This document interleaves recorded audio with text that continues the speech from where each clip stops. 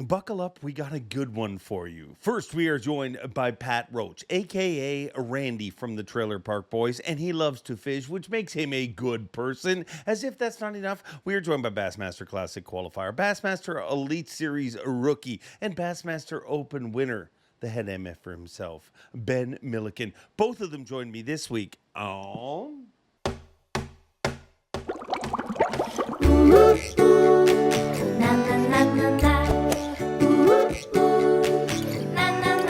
I'm Bob Cobb from the Bassmaster. Welcome to Mercer. Welcome one, welcome all friends, family, freeloaders, fishing freaks, and of course my humpers. Welcome into the Awkwardly Honest Fishing Podcast that goes with my last name, which is Mercer. This is the 171st edition of the Mercer Podcast, and I hope you are having a very good week and having a great hump day, and hopefully things are going good for you. I just got back from ICAST, had a big week last week at ICAST in Orlando, Florida. Enjoyed seeing everybody there. It was a lot of fun. It's always a lot of fun. I mean, one thing about the fishing industry and the fine folks that work in it is the fine folks that work in it. Just good freaking people. And as much as sometimes this time of year I get, I don't want to go to Orlando. I mean, Orlando's wonderful, just not this time of year. I mean, it is basically a hot box. The whole entire city is a hot box. I mean, it just, you wake up in the morning, it is hot. It continues to get hotter and hotter until about 5 p.m. every day. There is a thunderstorm that makes you feel like the world's going to end. And then it turns into a sauna for the rest of the day. And then temperatures get somewhat. I mean, I realize that I complain a lot about heat on this show. Actually, it's coming to me. But I'm a heavy man that doesn't need another reason to sweat, and Orlando definitely gave me that reason. But what I was saying was positive. It's always good to get together with everybody from the fishing world because it just reminds me of I'm working in the right world. I'm working with the right people. People that fish are good people, and I enjoyed seeing everybody down there, enjoyed seeing all the new products, and if I got to see you there, thank you. If I missed you, sorry. But I didn't miss you guys. I made sure I got a show for you guys, right? Through hell or high water. And just to let you know that sometimes things don't go the way you planned. I mean, I think people think because I fish for a living that everything goes smooth. Well, it doesn't. I'll just give you an example. I've been hammering out underwater footage. My son's been helping me do a lot of that lately. And yesterday afternoon, had a few hours and was going to go shoot some more underwater footage, but thought, hell, it's summer. We're going fishing. Let's just pack it up and go fishing. I mean, it is my job. But this was no cameras, no nothing. Jack, jump on the boat. Let's just go fishing, right? We got a few hours. I mean, we could grind and we could work. We could shoot more underwater footage, which I love. But we're gonna play hooky. We're just gonna go fun fishing, right? Being a good dad. Backed in my truck. Somehow my 4x4 did not work. Truck got stuck. Trailer sideways. Fishing trip ruined. Thankfully, my buddy Matt showed up and saved the day. Pulled us out. But it's going to show you even when you're trying to be good, you're a dumbass that gets stuck at the ramp. Because no matter how cool your boat and truck looks, when you're stuck, it doesn't look cool. That's what I've learned in life. But as I was saying a few minutes ago, good people fish. And this week's show is a prime example of that. And the other thing drives me crazy, not just sweating in Orlando, the other thing drives me crazy is the fact that I can't teleport all the guests of this show right here. Because conversations are so much easier to have when you're face to face. I mean, you just, I mean, I'm a sarcastic jackass. And when you have a conversation over a video call, when you have bad connection, stuff gets missing. I mean, there's things I want to say. There's things we both miss saying to each other. And this next conversation maybe had the worst cell phone connection we've ever had during a conversation. But I'm hoping by the time we polish and spit it, shine it all up, and get it good, it'll still be a pretty decent conversation because this is with a very, very interesting man, Pat Roach. Maybe you know him as Randy from Trailer Park Boys. And if you've watched this show, you hear a lot of Trailer Park references. It's It's a Canadian institute. It's as Canadian as Don Cherry and Putin. Some of you know what that means. Some of you don't. But Pat Roach is doing a lot of fishing content. I mean, not only does he play Randy, but he's been doing a ton of fishing content. And I reached out to him. I mean, Bubbles has been on the show before, Mike Smith. Thank him for that. So why not get Pat Roach on here? And guess what? We pulled it off. Let's hope this interview goes smooth, because I enjoy talking to this dude, not just because he loves fishing, but because he still loves it the way you're supposed to love it. I mean, the cool thing about fishing is whether you're doing it off the bank, whether you're doing it in a high-performance bass boat, whether you're doing it out in the middle of the ocean, it makes us all feel like kids. It makes you giggle. It makes you laugh. It makes you enjoy times. And that is definitely what Pat Roach, a.k.a. Randy, delivers to the fishing world. And without further ado, here he is. Pat Roach, good to have you on the show. Many people know you as Randy, but be honest, I mean, there's a little part of me that still wants to call you Randy, but good to have you on the show, Pat. Well, if I wasn't wearing a shirt, then Randy is fitting. But Pat Roach wears shirts normally, right? So no one knows who I am when I put a shirt on and have glasses. It's an amazing thing. But it's a pleasure to be here. Good to meet you, Dave. Good to meet you. And what attracted me to, well, that sounds weird when we're talking. But what initiated me to reach out to you is, dude, you love fishing. And I love that about you. And not only do you love fishing, but you love having a good time. This is true. I like both things very much. And I got into fishing as a young fella, but we didn't go that much, We just do some trout fishing and bass fishing, but it's something that I've really gotten into just about a year or so before COVID. That's when I got a bass boat, and then of course COVID hit us, and it was just awesome being able to get out and fish. I remember in the beginning we couldn't, and then they let the laws come out where you were allowed to get out, and oh man, I was out on my boat. I'd go, well, you'd be by yourself, but it's just a little 16 and a half foot Blazer Pro bass boat. It was new to me, but it was a 1996 two-stroke. Woohoo! Gotta like it. The cool thing about fishing is you can do it any way you want. I mean, there's a lot of controversy in pro fishing about what should be allowed and what shouldn't be allowed, forward facing sonar and all the things like that. But the cool thing about fishing is you can do it on any level you want, from the shore, from a boat. It definitely seems to be your outlet. Oh, it is totally. And well, that and also being on the water. I mean, they call it fishing, they don't call it catching. So you could just, as long as you're out on the water, and I've seen a lot of convertible cars in my days, but I've never been a big convertible car fan. I like being out on the good old convertible boat. Basically, you're there surrounded by water, and just you can get to the peaceful places where there's no one's around, no one, and you could just sit there. And I don't really play much music or anything. I'm out there just by myself, and listening to all the birds. And a lot of times out here we see some osprey. They're better fishermen than me, those osprey. They seem to always catch fish. And some bald eagles, and it's just nice just to get out. I'd feel really, I don't know what I'd do if I couldn't get out on a boat. I think my favorite boat that I have is a little 12-foot aluminum boat with an old Johnson 9.9 motor on it, a 1982, and it still starts the first or second pull of the cord every time. And it reminds me, I had that when I was around 11, 12 years old. So to get out on the water and just scoot along in that, and then you see, of course, sea-doos bombing by, going around 50 miles an hour and ripping around and stuff. And I like going for a rip on a sea-doo, but I'd much rather be able to, put your tackle box and fishing rod in the boat, and sit back and just, now they do have those really nice sea-doo fishing sea-doos.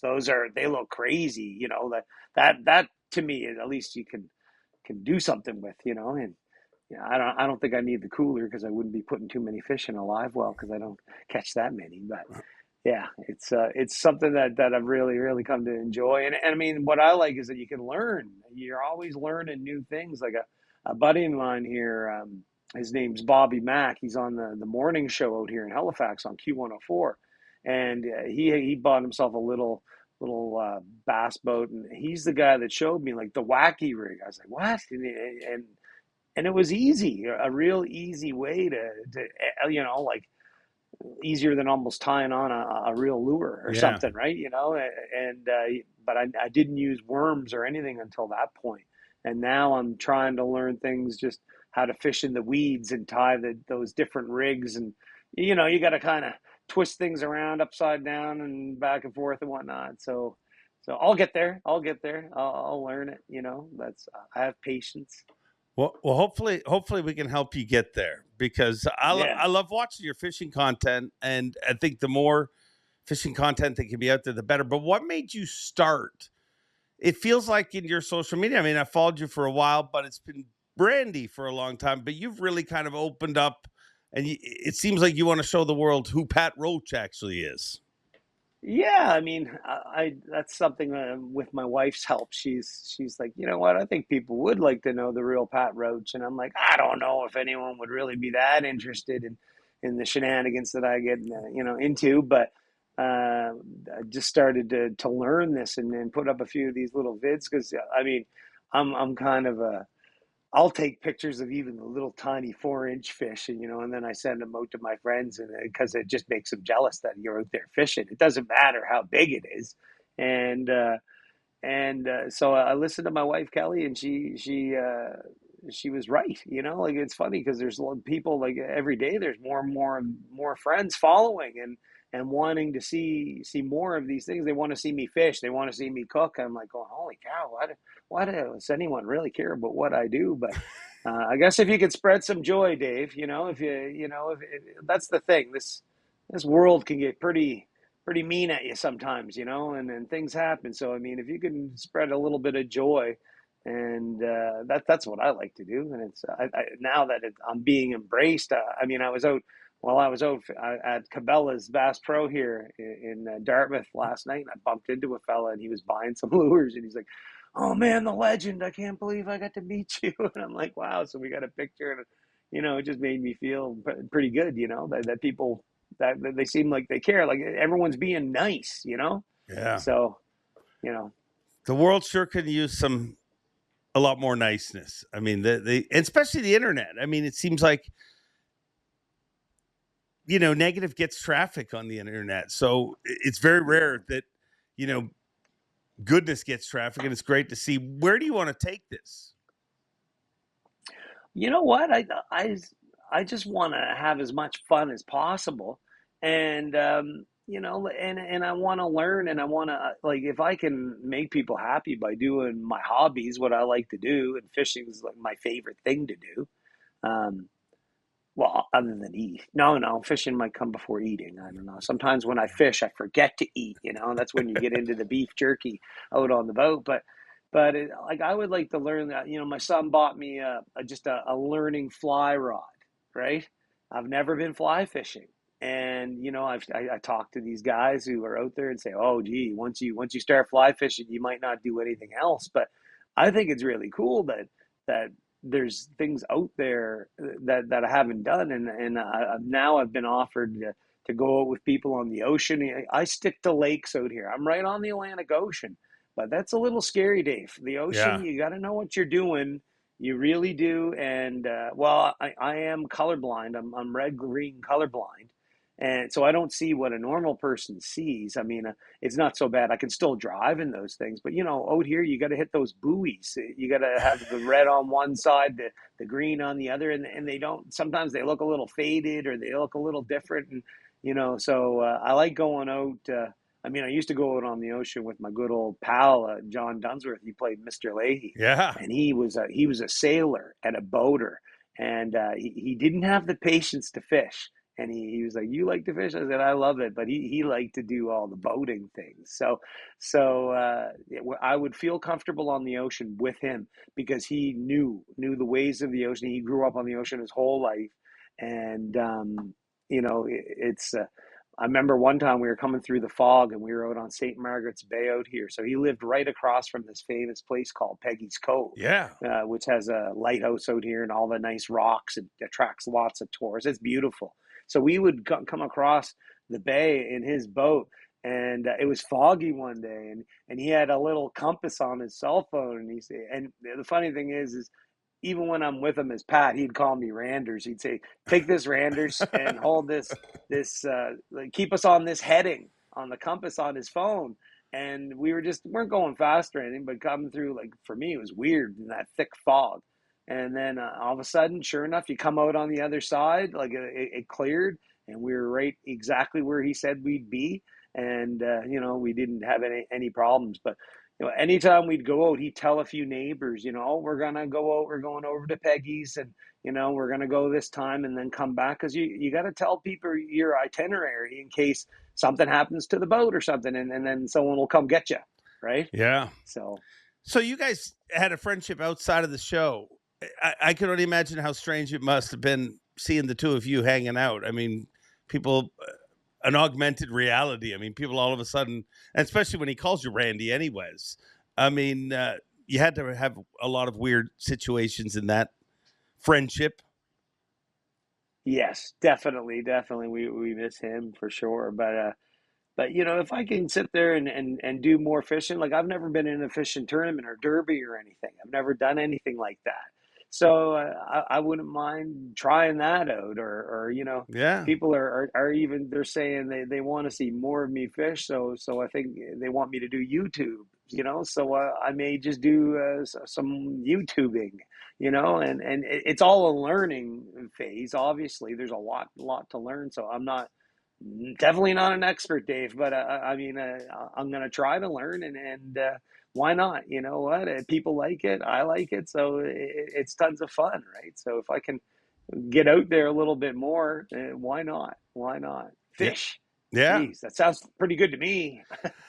Well, that's the truth about, whether it's hosting a TV show, fishing, or being a pro angler on tours and stuff. I mean, everybody literally just wants to fish. I mean, that's the whole, I remember the moment, when school was done and all my friends were going off to chase their dreams. I'm like, I just don't want to do anything but fish. So, I mean, all of this is an elaborate excuse just to keep fishing. So, I'm here for it. Just keep it up.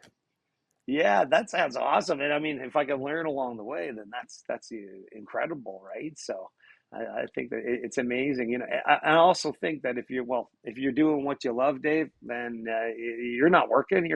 You're just keeping the dream alive, right? Yeah, I just tell my kids I'm working, and realize, I mean, your dad's tired. I've been working hard, but it's not real work. I mean, digging a ditch is real work. Yes. Talk to me about Trailer Park Boys. Does it shock you how long, like, people are still coming up to you? The amount of the longevity of that show is really incredible. You know what? We have the best fans, Trailer Park fans. They're the most loyal fans, and they're great people. And it seems like they do anything for the cast members. And that little show from the East Coast of Canada. We just started. We were years ago on Showcase, and it started from a film that we did for the Halifax Film Festival. And to think that now it's made it to Netflix, and we're in 182 countries around the world, and we've been translated into different languages, and it's just, and wherever we go, like we've done these live shows and at different theaters over in Europe. Like we've been to Finland and Sweden and Iceland and like all, Amsterdam, Germany, and the boys even went to Australia. Like it's just seems unreal. Like it makes the world a smaller place. And I've asked the fans in other countries, why do you like our show? And they say, we know guys like you. And I'm sitting thinking, oh boy, there must be some crazy folks out there in the world, right? Because up in those Scandinavian countries, it gets pretty cold in the winter, and it gets dark earlier. Like around 3:30 in the afternoon, it's dark, and some of the fish, like the lobsters, look really strange there. Some of them, and in different places, lobsters don't even have claws. Come I on. love the claw. I love the claw, the claws. But I mean, the lobster tails are tasty as well. But yeah, it amazes me. But I'm looking at the markets and I'm looking at the fish. Like I do like fish, contrary to popular belief. I don't only eat cheeseburgers. I do like fish. Like the other night, a buddy invited my wife and I out for supper. We had scallops and lobster. We had lobster poutine. Wow. Oh, it was delicious. Like not with it was like a buttery, creamy kind of sauce on it with a couple little cheese curds in there, but it was man, it was just delicious. So yeah, I do love to eat seafood. I think shellfish is my favorite of all of them to eat, but I'm learning, like one time I was out in Saskatchewan and we did a show up in northern Saskatchewan, John and I, and a guy came in, a fan said, I just was out and I caught some fresh pickerel. And I gave them to the chef, and the chef's going to cook it for you in the morning for your breakfast. And I was like, right on, this is awesome. And then I walked away. I was like, oh, geez, fish for breakfast. I don't know. Like, I'm not sure if I'll be down. I've got kind of like the bacon and eggs. Well, the chef brought out the fish, that pickerel, and I'd never had it before first. And I said, okay, it's early, and Doug started eating this. And I was like, I ate every bit of it and wished there was more.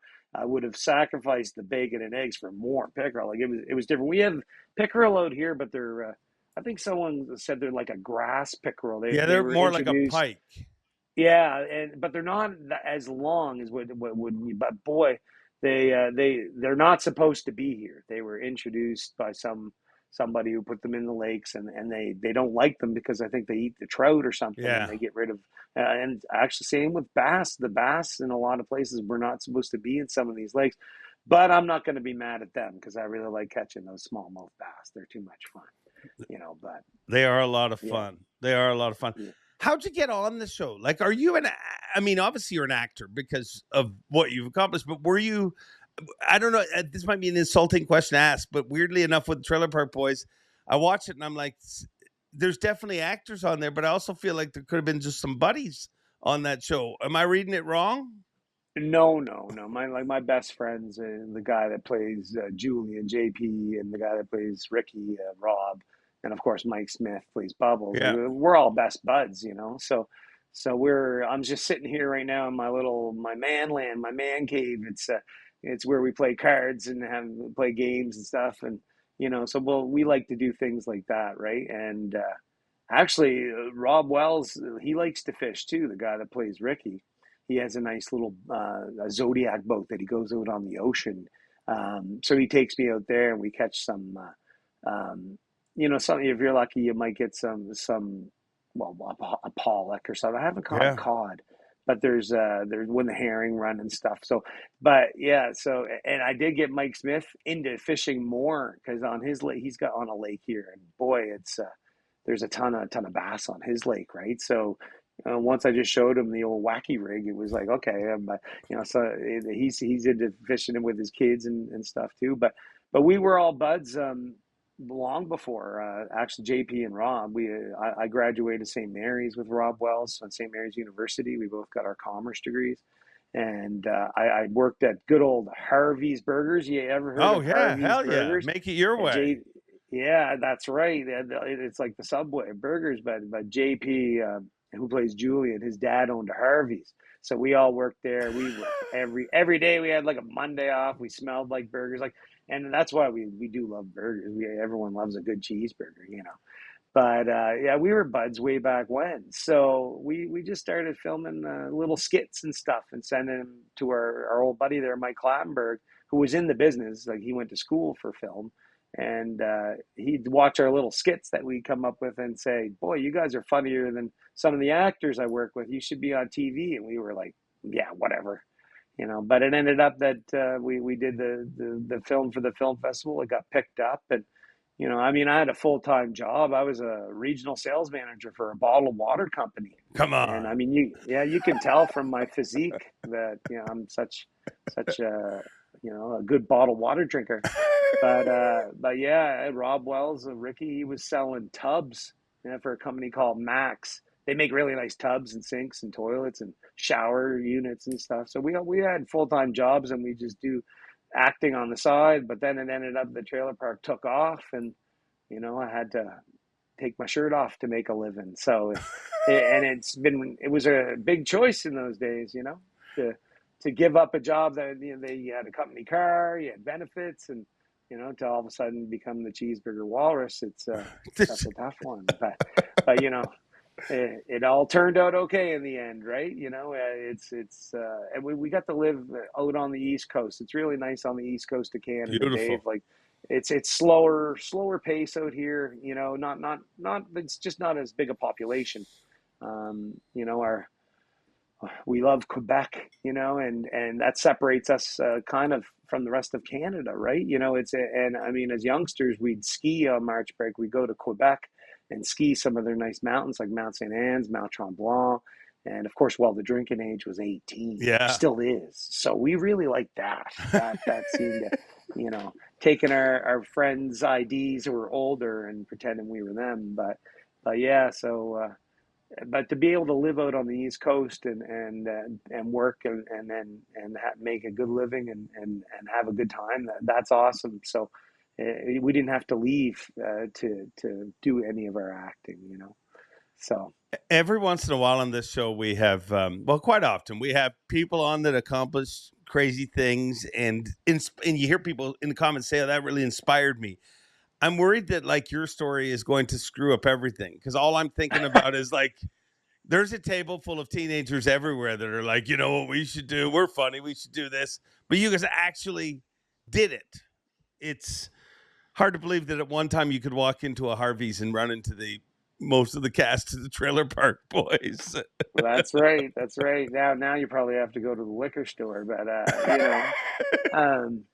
but yeah, it's no. I mean, my advice would be to anybody, and that's what to my kids I say: do what you want to do that makes you happy. Like if What you you're love. doing something that you're interested in and you like, then it's not so much work, and in this world too, you need to have ratios. If you're doing a job and you think it's 75% BS and 25% good, well, that's not the right job for you. There's always things you don't want to do. So I would say if your job's 25% BS, 75% good, that's pretty good. That's not Yeah. bad. But still, get it up and try to get it to the 90% good, 10% BS, right? And like that's where the direction you need to go, right? So I had never ever thought that I would be an actor. I mean, went to university for business, and I mean, the acting world is an interesting world. And I know that John Dunsworth, Mr. Lay, used to tell a lot of people saying, I want to be an actor and stuff. And his advice was learn how to operate the camera too. Learn how to do sound, learn how to do wardrobe, and learn how to be a grip or a carpenter, because you're not always going to get the acting roles, right? But the work part, there's always work in the film business. And his kids have all been in that. His son is a great carpenter. He's working on This Hour Is 22 Minutes, and so is Sarah Dunsworth from the show. So that's good advice. But again, David, if you're doing something you like, then it's not so much work, and as long as you can make a living, and you don't have to make all the money in the world. You just got to be comfortable, right? Yeah. Yeah. And if you do something you love, you're willing to work at it harder. If you're just grinding through the day and just waiting for that clock to hit, I mean, you're never focused. But if you're truly loving what you do, and life's too freaking short not to love what you do. It's true. You're right. You're right. So that's how this fishing mission or it hits me. If I could do more fishing, and why not? Might as well. And people are willing to watch, and people are excited, and I'm making people excited. I mean, it's for anyone who doesn't fish. Like if I get someone on my boat who's never fished or caught a fish, the best thing in the world is watching them catch a fish. Oh yeah. Even you've got to take the fish off, and you've got to do all that and help untangle lines and all that. Oh, and especially a little kid is just unbelievable when you see the expression on their face, right? So it just doesn't seem to get old. No. It's like, oh, got one. Oh, it came off. Oh, well, oh, got one. Oh, yeah. You're just so happy, right? It's wonder what I got on the end of this line, right? So I love it, and it's just wonderful to be able to do it. It's one of the few things that, every once in a while, over the years working in the fishing industry, you'll be in these meetings and people are like, how do we get more people fishing? And I've always said the same thing. Just take them fishing. I mean, because it doesn't matter whether it's a kid, whether it's the most grumpy accountant ever. I mean, they might be grumpy the whole time going out there, but as soon as they hook up to a fish, you can't control that childlike. It's just a childlike excitement that you get. We started getting the giddy laughter. The giggle. The giggles are just awesome, right? So, and of course, when you have a boat, there's always something to do on the boat. There's always something to fix. I don't know, man. Oh, yeah. Whereabouts are you? You're in Ontario. Here in Ontario. I don't know if your boats break down as much as they do on the East Coast. I don't know if it's the salt air that messes with us, but you're always doing a little repair job or something, So when I go out on my boat, I even have a booster pack, like for just in case I need a boost. And I think there's 3 batteries on my boat, so it should be fine. But I'm always making sure I can get back if I have to. Yeah, no, that's it. Having a boat is always a challenge. Things, it's water, and I'm sure the East Coast is a little tougher. Salt water is always going to be tougher on things. Do you believe that Bert Kreischer stole your gig? Do you know who Bert Kreischer is? Is he a gentleman that doesn't wear a shirt? Yeah. Yeah. I think he didn't steal my gig. He's just smart. And he got more people to watch and stuff. He's an interesting fella. He's got some of his stories are holy cow, wow, and that's what I like. I like listening to the stories. But you know what? It's funny because anybody that could just rip their shirt off like that, and if you're not, you're not model material, and you're confident in your own image, like that's the big thing, right? You got to be comfortable in your own skin. So I applaud that. I think that's good. So. First time you took the shirt off, did part of you say, what am I doing here? Oh, totally. Yes. And I was actually not in that bad shape when we first started. Yeah. So, but I'm so glad back in those days, I mean, the director, Mike Clattenburg, we were all sitting around the trailer park. It was me and JP, who plays Julian, and Mike, the director. And we were walking around the very first trailer park when we were shooting season 1. We were just looking for different locations, like, to film in the playground and different spots. It was hot that day. So the 2 boys, they took their shirts off, and I was like, oh, well, it's hot. I'll take mine off too.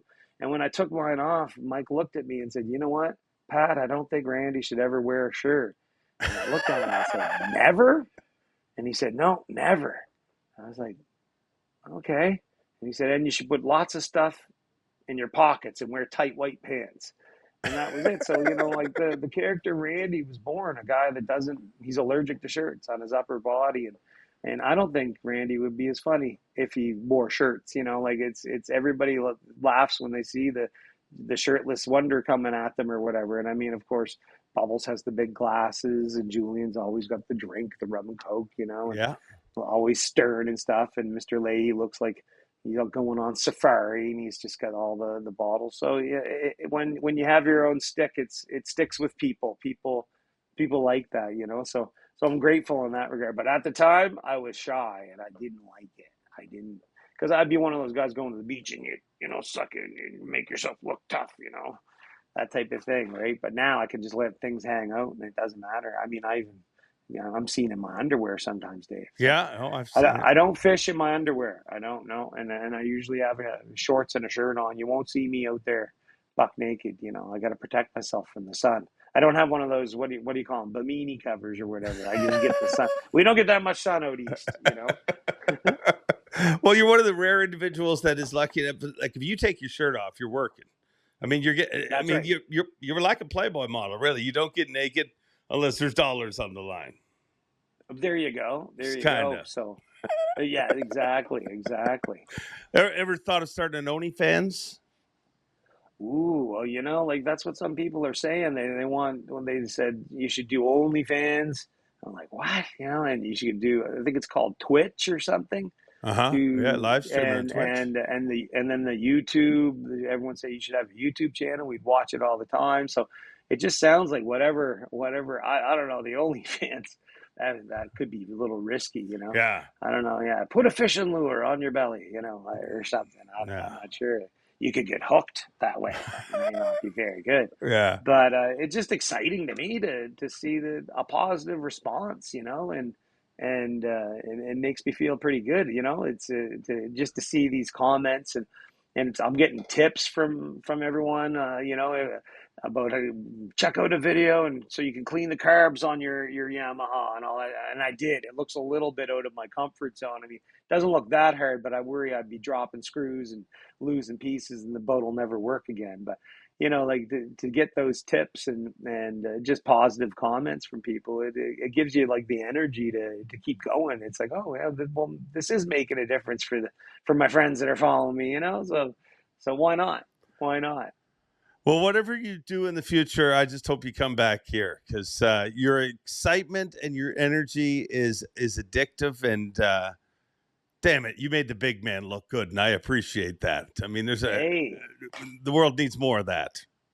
you want to join my OnlyFans page, don't you, Dave? I might. That's what it is. Well, I started one, but there was only one fan. That's the problem. Oh, it was you. That was It it. just Yeah, me. yeah. Just me. There you go.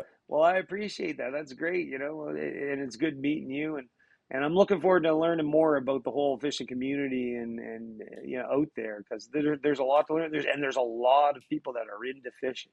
Yeah. So a lot of people like us, which is great. Well, better fishermen than me. They may not be better looking than us though. We're pretty good looking fellas. I'd say so. I mean, two best looking dudes on the screen right now for sure. Exactly. And That's next time right. you're in Ontario, let's set it up. I'll get you out fishing. I promise Oh, you. that sounds great. We'll You know catch what? 'em. I was out there and with a good buddy, I did a little Randy Cheeseburger golf day in Niagara Falls at Thundering Waters Oh Golf Club. yeah. And the general manager, Matthew, he's a really good guy and he likes to fish too. He takes his kids out to his cottage and stuff. And twice we were denied by the wind and the weather. We had a guided trip set up to go out on Lake Ontario. And the first time I bought my license online, I thought it worked so good because back in the old days, Nova Scotia, you had to go to the store to get Yeah. your fishing license, like Canadian Tire or another fish store type thing, right? And now it's all you can go online. You get Ontario was ahead of us, so I went online and bought my 1 day fishing license, and I spent my whatever $15-$17, and then was up at 5:30 in the morning waiting outside of the hotel, and you get the text, too much wind, can't go. So that was the first time I said, okay, next time I'm not gonna buy the fishing license until we're on the way to the marina. Right. And I was like, well, it looks like everything's okay. So I went online and bought it, and the same thing happened again. Up, ready to go, and then got canceled because of the wind. And, you can't be challenging those conditions because, I mean, I guess the Great Lakes are like an ocean. They're so big. Yeah. Right. So, but anyway, next time for sure, I'm not buying my license until maybe I'm on the boat. And that way I know we're going to get out because maybe I jinxed myself. But I'd go fishing with you. That would be fun, buddy. That'd be good. I'll get you out for sure. The one and only Pat Roach. Thank you very much. Thanks, Dave. Have a good one, buddy. Well, that proves one thing again. You never know who's going to be on this show. Thank you, Pat Roach. I enjoyed that conversation. And I hope to have him back on the show again. What do you guys think? Do we need Pat Roach, a.k.a. Randy, back on the show again? Let me know in the comments.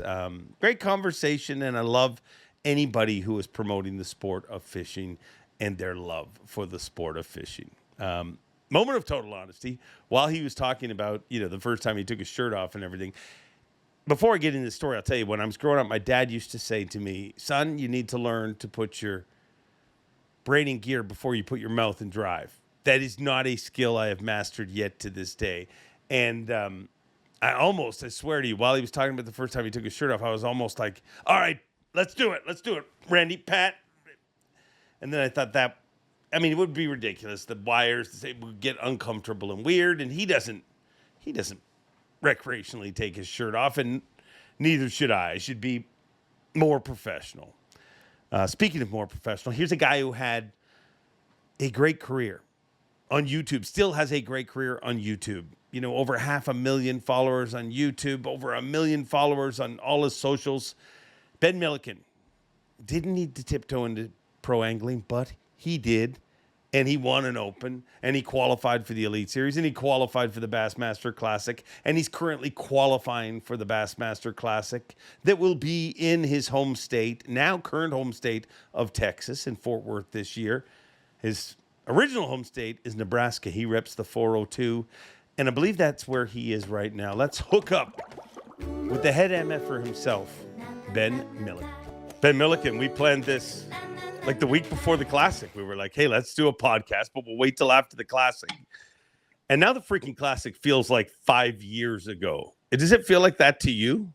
Yeah, technically this is after the Classic. So yeah. We accomplished what we set out to, right? But yeah, it doesn't even feel like the same season. And it really wasn't that long ago, 3 months ago. No, this season, I mean, it's your first season on the Elites, so I would feel like in most situations, you would feel like it was flying by, and it does in some situations, but it really does feel like when I say you're an Elite Series rookie, and maybe I'm just skewed, but it feels like you're not a rookie. Like you've been here for a while. It feels like we've had a lot of emotional roller coasters this season.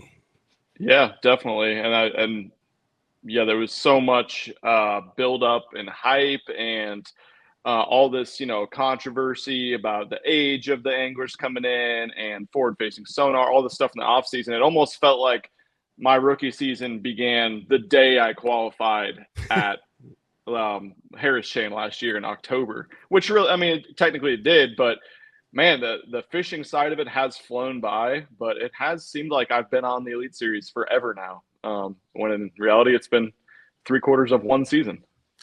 How does it compare to what you imagined when you set out this goal? You said, I'm going to go to the Opens, I'm going to qualify. You must have had a vision in your head of what it's like to be on the Elite Series. How does this compare, and what are the differences? I'm trying to come at this from like a positive approach, and you never want to be like, oh, now it sucks, and it's not what it's cracked up to be. There's a lot of things about it that about being a professional angler, the top level professional angler of the Elite Series, that are incredible. You get spoiled everywhere you go with the venues, with everything that's laid out with you, with the way that tournaments run so professionally. And it was my dream to launch my boat next to these guys that I've been, looking up to and since I was a small child and watching on TV. And then I became friends with some of them, 4 or 5 years ago, Lee and the Johnsons and Austin Felix and these guys that I filmed with, that it was just, they're going out to film with a goofy YouTuber. And then all of a sudden, like, I made it, I'm there.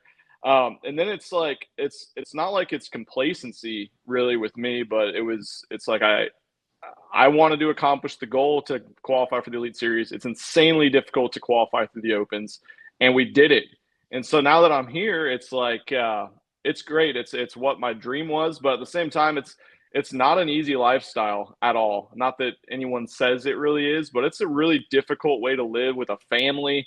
Honestly, for what I do with with putting out quantity of videos on YouTube, what I've done since I started doing it full time, like 7 years ago, it's career suicide for me, to be honest. Like it's not like I can't put out more than my tournament videos generally, unless we have like a month break like we do now. Like I don't have time with as meticulous as you have to be with your tackle and your sponsorship obligations, and on top of being a family man and having a family, so it's just like that.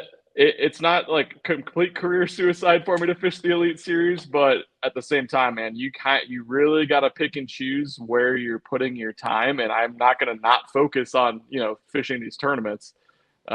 So yeah, that's been difficult for me. I would imagine it's only natural that there's a bit of, when you hear people talk about it in the UFC, they talk about it an adrenaline dump. Like a new UFC fighter comes in, the first round, they're on fire. And then going into the second round, it's like, because the goal has been so long to just get there. Would you say that you've experienced some of that, or? Yeah, potentially. And maybe that's the way it was at the Classic too, man. There was such a lead up and build up to that one tournament that by the time I launched that first morning, after all the build up, I qualified a year in advance. and everyone talking about who's your pick, and then you finally get there, and then you practice for 47 days, leading up to it, scattered about throughout a 10-day period. Yeah, by the time I launched, I had no nerves. I wasn't like scared or worried or anything. I was just like, God, let's just go fish and get to this, man. It's been such a long road up to it. So again, it's I don't even know the word or the feeling for it. It's not complacency. It's not that it was all an adrenaline dump beforehand and it's affecting my fishing or my mentality somehow.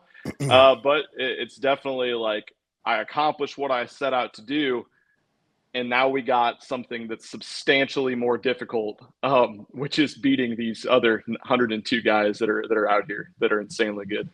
Yeah, and when I say adrenaline dump, to be clear, I don't mean from your results or anything. I just think it's natural. Like when you chase a carrot people told you it was impossible for you to even get here. Never mind what you've done. And then you show up and make a top 10 in your first event, go into the Classic as the co-leader of Angler of the Year. Right. It is kind of insane, but I also feel like some of what you're feeling has to be part of the job, like in the way that like this is your job now. Like it's not something that you're just kind of playing around with.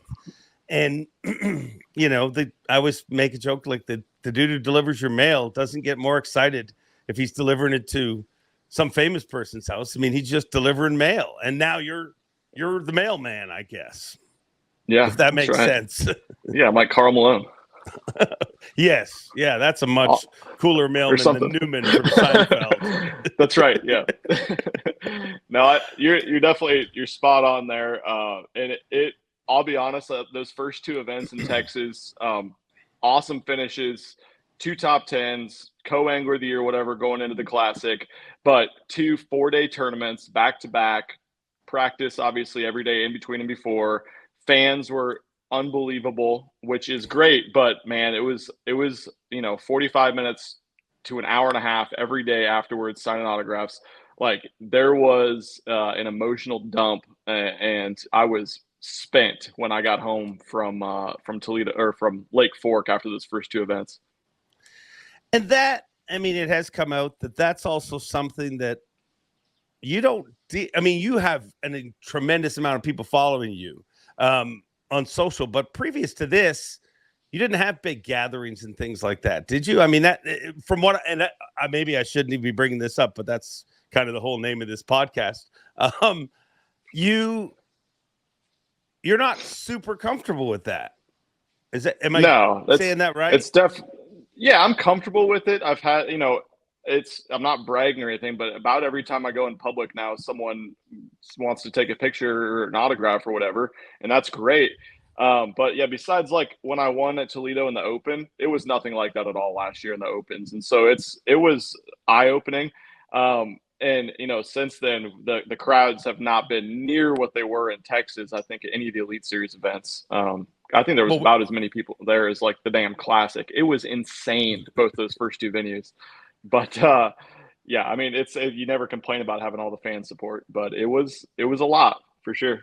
It's a lot to I think pro anglers in general, I don't think you guys get enough credit for what you do. Like, in other sports, in other sports, athletes, competitors, they're very coddled, so to speak. You know what I mean? You can't talk to them while they're competing. It's a travesty if you do. Meanwhile, in pro fishing, not only do we want to talk to you, we want you to keep talking, and we want to keep asking you questions. And then generally, they do their job and they disappear. Well, you guys do your job, and you have spectators you deal with after. You know what I mean? Like you look at somebody like Ike Kennelly. He'll never leave a lineup of people standing. It is ridiculous, but it's almost like you compare it to other competitive events. You guys have to do a lot more. Why is that? Do you think that's just because the sport needs to be built, or what is your thoughts on it? Yeah, it's not even close to a big enough sport yet to where we can turn people down or have someone from Bass or have our own security guards or whatever at the venue, walk us out and usher us to our vehicle to leave or whatever. So no, we're not ever going to be there, honestly. I wouldn't say. So not in my lifetime anyways, but Yeah, it's definitely a different dynamic. I mean, obviously you got, fans on the water that can go, or not fans on the water that can go burn your spots or follow you around or get in your way or whatever. Yeah, I mean, it was a lot for me, because and not only we're not competing for an hour and a half or 2 hours or 3 hours like the other professional sports. We're on the water in the elements, in the heat a lot of times, or the cold or the wind or the waves for 8+ hours after we had been on, for practice and everything else, early mornings, late nights doing tackle. And then you are expected to just flip a switch and be kind and friendly and meet people and do autographs. And it's not like you don't tell people no. You're never going to turn anyone down. It's an interesting dynamic for sure. I think it's also, I mean, I go back to the fact that, and I've thought about this on long car drives about what, because people say, oh, pro anglers are different. But I think what it is, I mean, you have an incredibly successful social network long before you got to the elites. What you've accomplished in the opens and the elites is amazing. But before all that, dude, your goal was just to fish for a living. Kevin Van Dam's goal was just to fish for a living. Like I think, and if you had done the same thing in football or baseball or hockey or any of the stick and ball sports, by the time you're 13 years old, somebody, whether it's a coach, whether it's your parents, whether it's an agent, somebody is turning this into a business on you. But in pro fishing, people still just, I mean, their goal is just, I mean, the amount of times that I have someone on this show and I said, what is your long-term goal? And they're like, I just want to keep doing this for the rest of my life. Yeah, 100%. And really with me, I mean, that was my goal, have a job in the fishing industry. And then my goal has always been to fish professionally in tournaments. But when I thought of that, and if I could have gone back 10 years ago before this YouTube or social media thing was ever in the cards at all, or I even knew it was possible, and I could say, in 10 years, you're going to be on the Elite Series, you're going to qualify. I didn't think that there would be a possibility that, like, you're going to qualify and then you are going to be the guy that has the longest line and have to do the most autographs, and people are going to know you more than anybody else out there. That wasn't something that was even, a dream. I didn't dream to be famous or have a lot of fans or anything with that. I just wanted to, fish at the highest level and then build my resume at that point. And so it's definitely a weird kind of backwards dynamic that I never saw in the cards. But again, can never complain about that. It's amazing. I'm so fortunate that I have that support. But it can be a lot when you don't have enough time to decompress.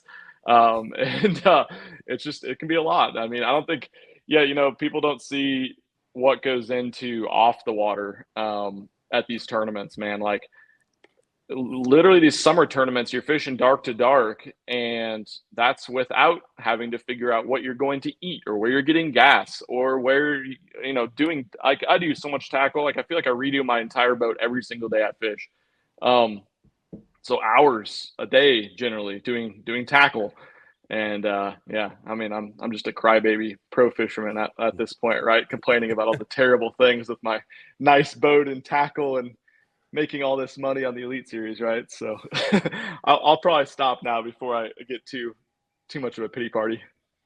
When you say things like joining the Elite Series is career suicide, that fears me. Is there some of you that not regrets, but looks at this and is like, I mean, dude, you didn't have to do any of this. Like, you literally could have just kept doing what you're doing, keep growing where you're growing, and your life is fine. But this was a fire in you. Is there any part of you that has looked back and been like, what was I thinking? No, definitely not, honestly. And when I say career suicide, I mean, really, it's my first year doing this. Really, it's my second, because it was a 9-tournament series last year. We had to figure out how we were going to film and space out videos and what type of content people wanted to see and how many days we were going to put into each video. And so as far as that goes, so we just got to keep, finding the best balance with life on the road, with the camera guy, with how we're putting the videos together and how much time we want in between to turn those videos out. So that's it's going to be a growth period and just going to be in progress all the time. But honestly, if all the video stuff went away, it would suck. But I just want to be a pro fisherman. So I would pick the Elite Wow. Series over that in a heartbeat. Yeah. Do you realize how many Elite Series anglers, like you could literally, if you were a genie in a bottle, said, "Hey, I'll give you Milliken fishing," and I mean, it's so weird that like we live in a time where you do both, but we live in a time where everybody on YouTube seemingly wants to be on the Elite Series, and everybody on the Elite Series wants to be something on YouTube. Yeah, it's a kind of an interesting backwards time. I think the grass is always greener. Yeah.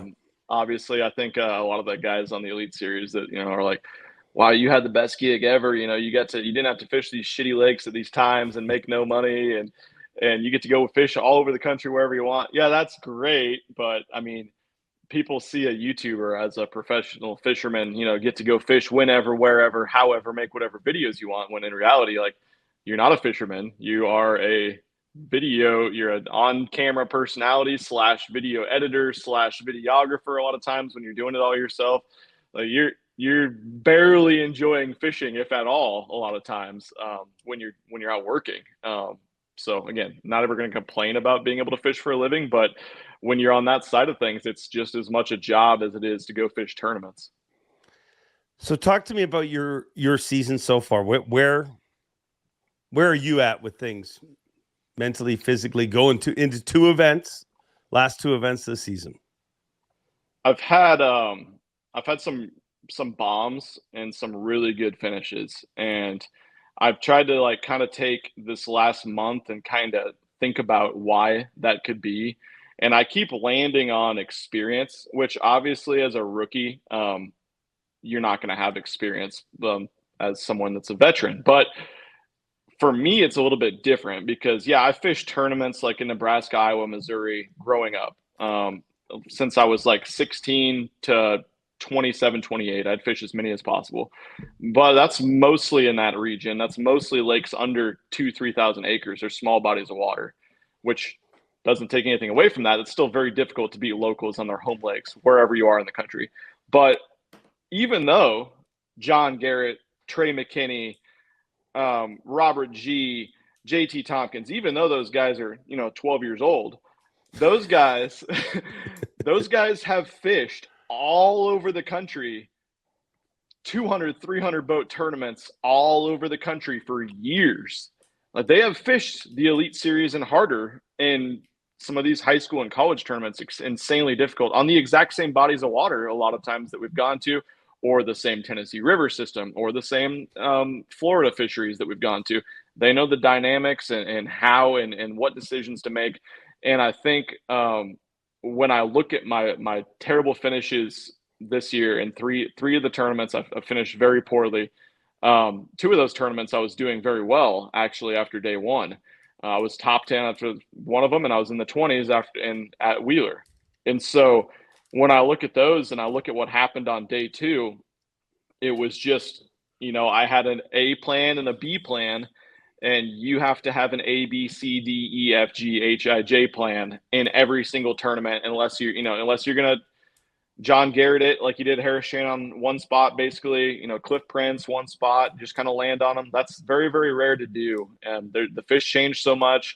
These guys are so good at finding the best spots. And I feel like I'm not making excuses for myself because I'm really hard on myself, but just, taking a step back to think about it. It's not being able to make the right decisions because I feel like it's a lack of experience on the types of fisheries that we've gone to this year. And so that's why I've had a couple bad day twos that have really made my tournaments look, a few of them look really, really bad. Besides that, we started the year with 2 top 10s. We had a 30-something and a 20-something at St. John's River, 35th or something, and a 20-something at Smith Lake this last one. Those are two very good finishes. 2 tournaments where I lost some really key fish that would have had me, in the teens. So those are great finishes to me. We just got to figure out a way to, turn those 85th and 82nd place finishes, whatever, into 57th place or 48th place finishes. That's a huge difference. And if we could have done that, I mean, coulda, shoulda, woulda, but once you can start making those better decisions in the tournaments where you need to grind out a middle of the field finish, and then you can really capitalize in the tournaments where you have the opportunity to get a top 10. How do you, when you say you've spent the last month trying to get your head around, we've got 2 events left to go. How do you I think it's such a fine line. I think most people don't realize the big difference between an 80th and a 49th and a 56. You know what I mean? Like it is so minute, but how do you as an angler change that? I mean, it's easy to say experience, but I mean, you can't just grab a handful you can't just collect a bunch of experience on all these bodies of water in a month. Is it a mental thing, or? I think you got to break it down as far back as you can get to kind of rebuild each tournament and how to get the end result of 3 more pounds. You get 3 more pounds, you go from 85th to 47th or whatever in this tournament. Well, that's easy to say. I should have caught 1 more 4-pounder. That would have culled my 1-pounder out. But really, you think about why you finished that way, why you had a bad day too. Well, it's because I had nowhere else to go and I stuck in one spot too long. And so you're like, well, why did you do that? And then you go back and you think, well, I didn't spend enough time in practice looking for this pattern or keeping an open mind to fishing a certain type of way.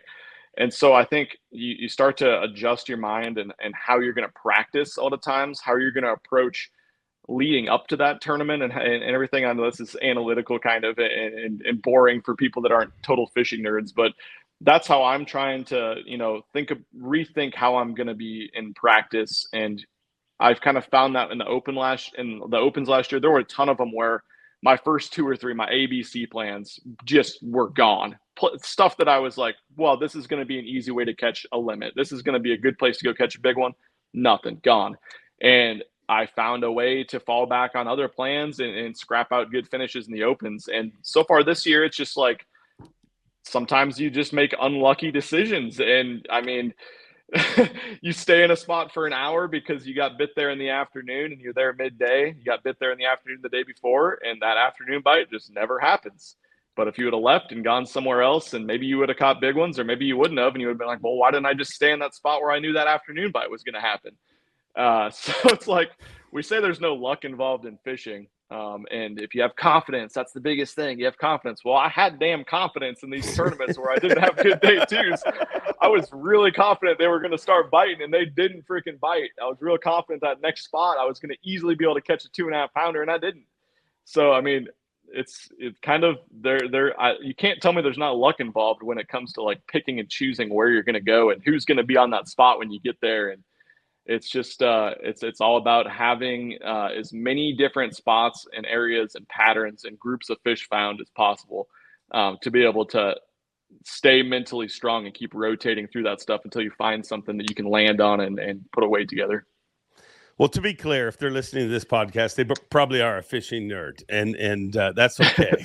So they are into this. But do you think your start, and I don't want to put words in your mouth, I don't even know if you've thought about this, but do you think the start to your career sets you up for some tough ones in the way that, dude, I mean, 2 top 10s in a row, you're leading angler of the year, but time to get to Florida, you're like, man, I'm the freaking man. I need to win all these tournaments. Never, like, you know what I mean? Like a rookie will often think about classic points and that sort of thing, but confidence is a hell of a drug. It helps you do really well, but it can also hurt you.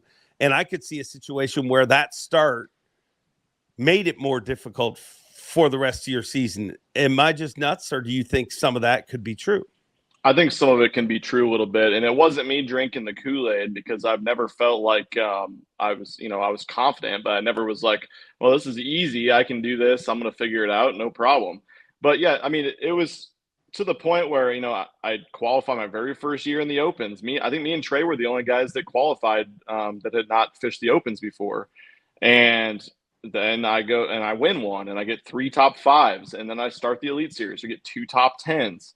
And so going to the Classic, people are like, he's the biggest thing in the sport. He's, Jacob Wheeler. He's I'm trying to think of who else they even compared me to.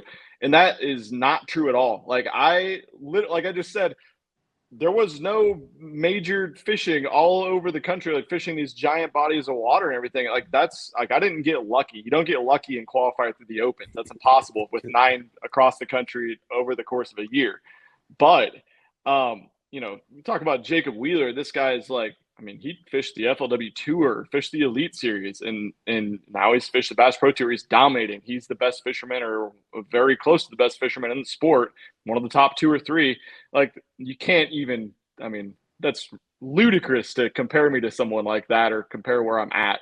So, I mean, yeah, there's a lot of people that get a little bit over the top that are fans, I think, and start making comparisons and where you're at in the sport, when in reality, like, I knew I hadn't accomplished anything crazy yet, and that I had a long ways and a long learning curve. So you're seeing the learning curve, and that's what I'm talking about. And like I said, I do get really down on myself, and I am really hard on myself when I have a bad day or a bad tournament. And so I'm trying to, you know, kind of stay a little bit more in the middle and try to be able to weather those bad days and rebound the next day of the tournament, or, you know, hold on to some points and some standing in those tournaments, because yeah, it was getting a little bit out of hand and crazy, you know, going into classic time after those first 2 Elite tournaments. I remember even myself, I remember when on this show, Gerald Swindle picked you to win the classic. But I remember at that time, that was a ballsy pick. Like, I remember, I don't even think you'd fished any Elites. And then by the time we got to the classic, if people were picking you, they're like, well, of course. That's an easy pick, yeah. He's never been to Grand Lake before. That won't be tough for him. Does anything stand out as much different between the Opens and the Elites for you? Yeah, it's just like it's totally different. 2 totally different types of tournaments for the most part. In the Opens, I don't know if you're asking about like from a tournament side of things, like as far as however you know what I mean. Like, I'm asking you because you've done both. I mean, yep. I just moved the hole that makes the words. Yep, for sure. Any direction. So I'll just talk about it from like a tournament side of things, actually on the water fishing. And it's a totally different strategy, I think, in the Opens, where you're more dealing with how am I going to find something different, because there's so many boats and it's been beat down for 5 days of practice. The fish are all worn out. And so you do have to have a million different things and places and patterns to go to. And you just try, like you're usually not trying to win. You're literally just trying to be like, how am I going to catch the next fish? With the Elite Series, it's like if you took the top 10 guys, or the top 5 guys out of that 230 boat open field, and then everyone was that good at finding fish and catching fish, that's the Elite Series. So there's less boats, obviously, but, you know, everyone talks about how everyone finds the juice. Everyone finds the best spots. Everyone finds the best groups of fish on the Elite Series. And it's not only that, but everyone can find them and everyone can catch them in every single way that's sneaky, that they need to be caught, that they are there at the right time to present a bait the perfect way. Like in the Opens, you can get away with like, well, there's 4 boats fishing this spot, but I don't think they're set up right with the current and the way that the bait's flushing over, or the way that the cast needs to be made. And so you can slide in there after they were there, or when they're there, and you can make that cast and get that fish caught. But in the Elites, you're going to pull up on somewhere and someone is going to be fishing it at the perfect time, with the perfect boat position, with the perfect bait to catch them 90% of the time. And so that is where it's different with the Elite Series, that I don't think you can experience unless you are on the Elite Series. And I think everyone would say the same thing. It's a pretty unique perspective. So harder, which is harder? Harder for what? To win, to top 10, to get a check? We can't go win because you haven't won the Elites yet, right? True. So Yep. we wouldn't be comparing apples to apples, but like, is there, because there's some people who will act like, yeah, now I'm only competing against 100 guys versus 250. I feel so much freedom on the water. Yep. Can those two things be compared? But it feels like to me when you explain it, it's like, okay, it's tough to fight 225 people, but it's Yep. really tough to fight 100 ninjas. Exactly. There you go. I would say it's similar to get a check, which was like a 40 check in the opens with a 230 boat field, and it's a 50. I mean, they got the little checks too, the 70th place or whatever. But I'd say it would be similar to get a top 40 in the opens as it is to get a top 50 in the elites. I think that's pretty fair. But then I also think, like everyone's talked about ad nauseum with forward facing, it's way harder to get a check to get that 42nd place finish than it used to be. You can't do it with one good day. You have to catch them every day well to get a check. You said the F word. Oh no. Here's the weird thing. This whole season, dude, it started all about the F word. It was all about forward facing. I mean, the whole off season, that's all anyone talked about. But dude, it feels like this year that is a thing.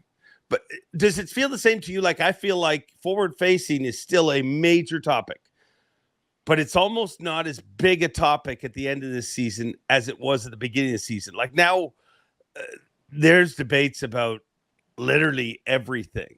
Does that feel the same way to you? Yeah, 100%.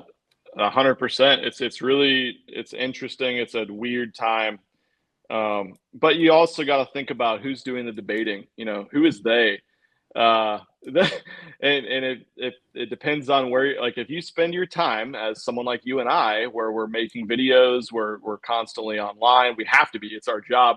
Then you're going to see a lot of craziness and a lot of these controversial topics to get clicks.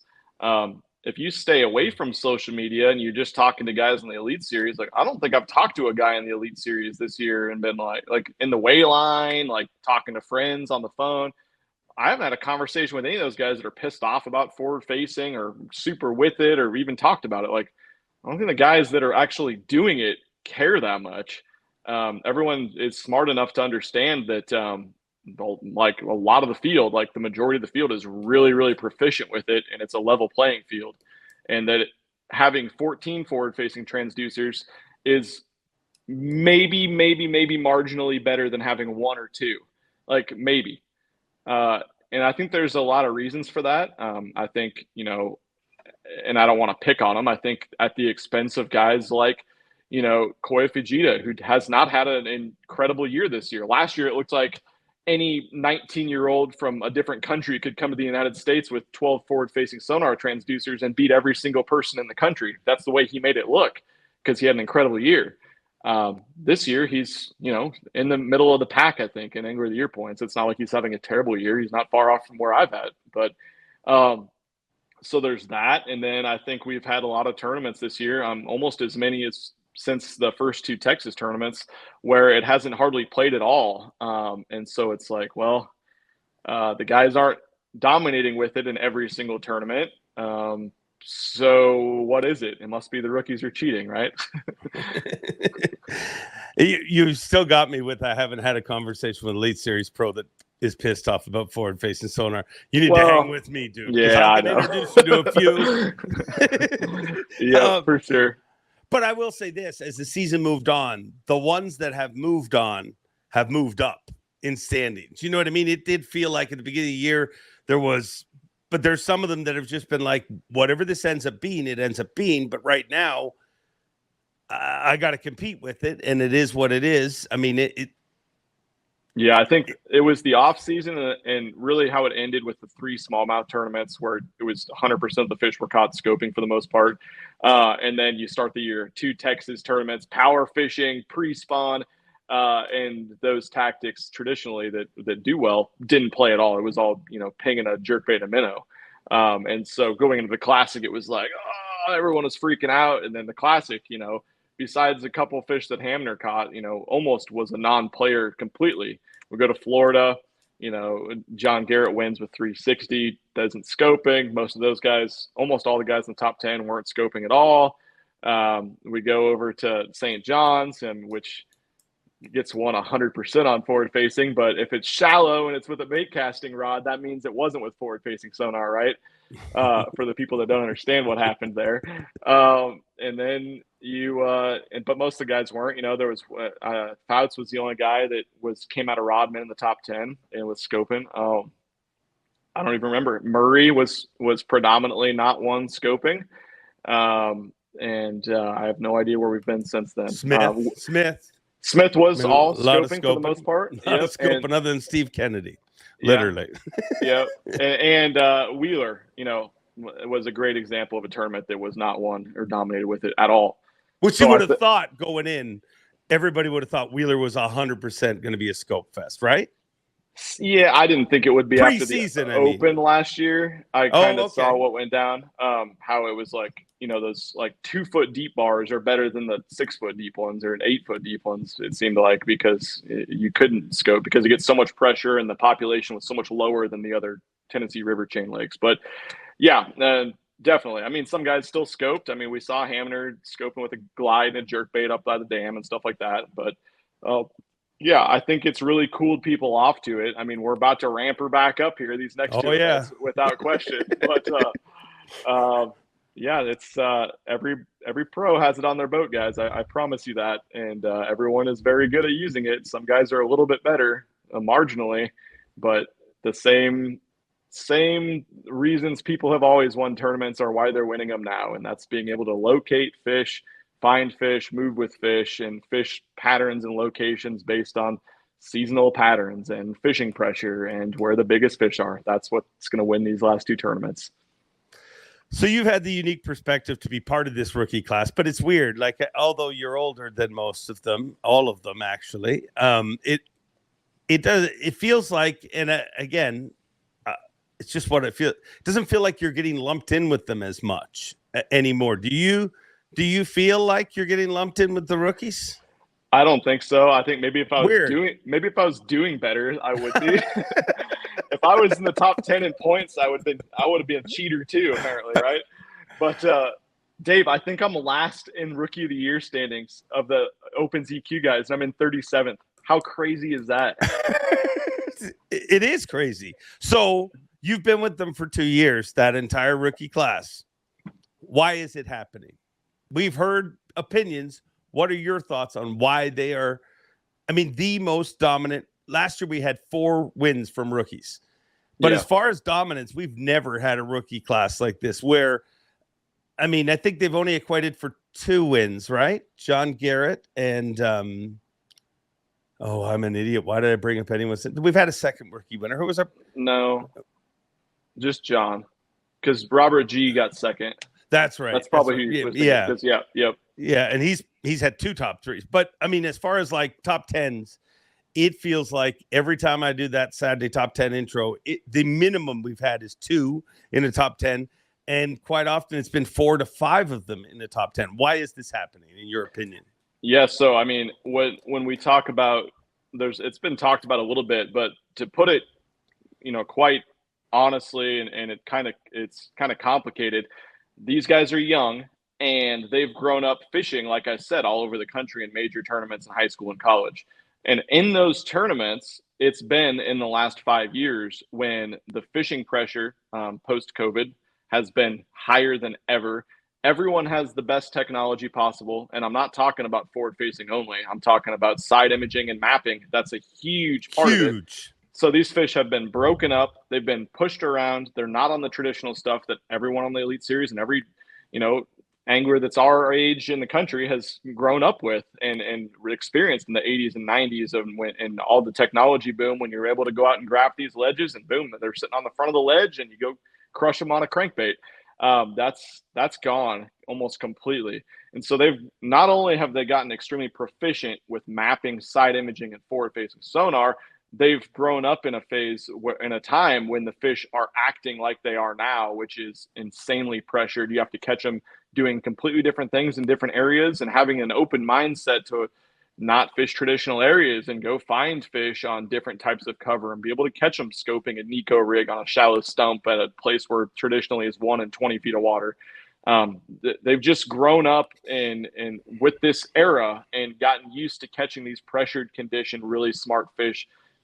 Some of them using power techniques, but a lot of them using really refined finesse type approaches or even traditional approaches like a jig in a really methodical, just like very complex way to get those fish to bite.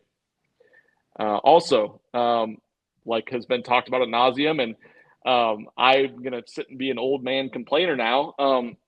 I think we are getting to a time in our sport right now where it feels like if you have a family, if you have responsibilities outside of the Elite Series, whether that be just sponsorship obligations, whether that be another job in the off season, whether that be a tackle owner, it feels sometimes like you can't compete. Like you can get a top 10 randomly. You could win potentially randomly, but you're not going to be able to compete with the guys that can spend 10 to 30 days at each fishery in the off season or during the season in between events. And the guys that are doing that aren't breaking any rules by doing it. It's not illegal. But it's a weird dynamic where, people wanted to put it on forward facing sonar. That was the reason for the young guys doing so well.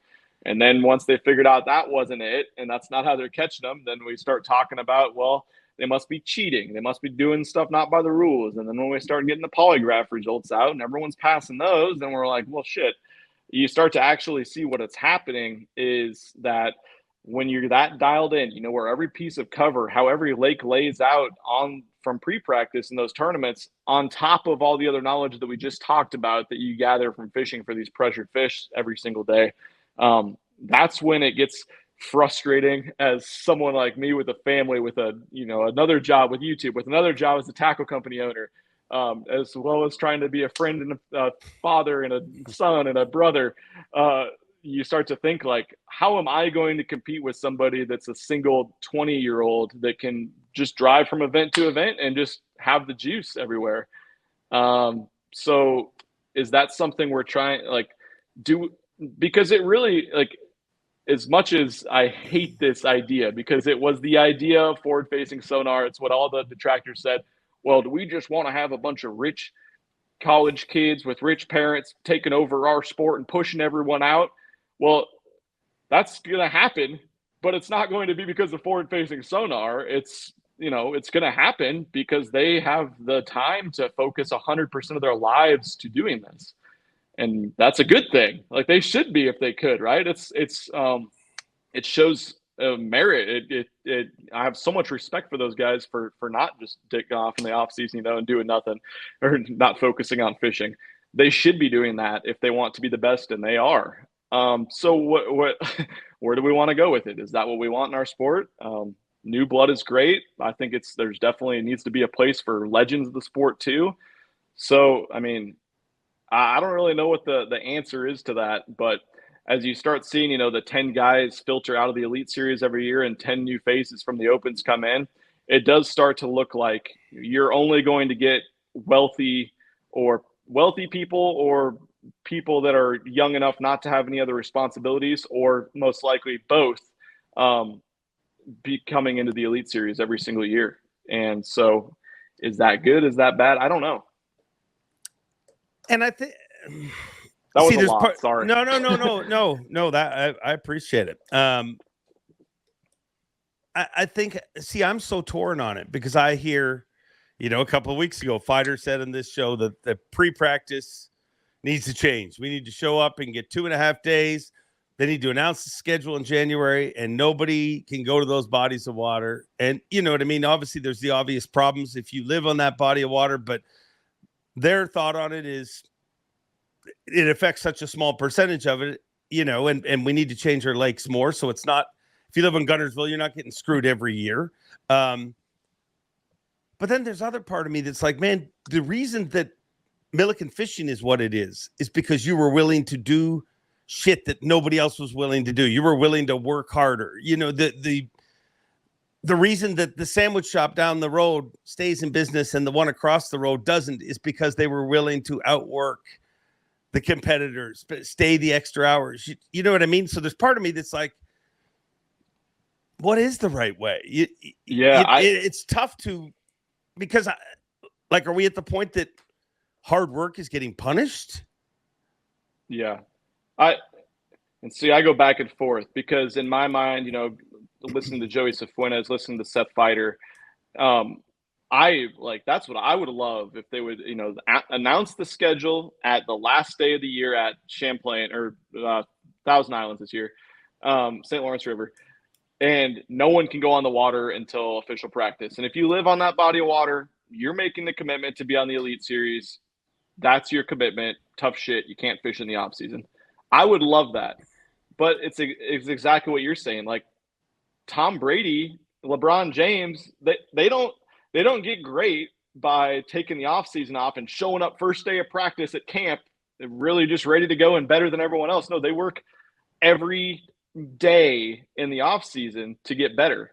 It's a weird dynamic in our sport that I think is the most important thing, and why I think we should do away with the pre-practice period and not be able to go on the fisheries is because the money isn't there in the sport, where unless you have very wealthy family or parents, or somehow you've won like 4 of these Elite Series tournaments every year, you need to do something in the off season financially to support yourself. There's not enough money in, like, if you don't win a tournament, you're basically not going to come out on top unless you got a ton of sponsorship money. So we're at a place in our sport where you have to do sponsorship stuff in the off season. You have to have a YouTube channel in the off season. You have to have a job in the off season. So it's tough to think that we can be like, yeah, it's a level playing field when guys are able to go pre-practice when other people have to go work, make money. If we were to the point where we had, $10 million contracts, like not the other major sports, we can't compare ourselves to the NBA, to Major League Baseball, to the NFL. But if we got to a point where we were making that amount of money, well then, yeah, no one would have to do the sponsorship obligations. No one would have to do the jobs in the off season. You could justify being on the road 300 days a year or more.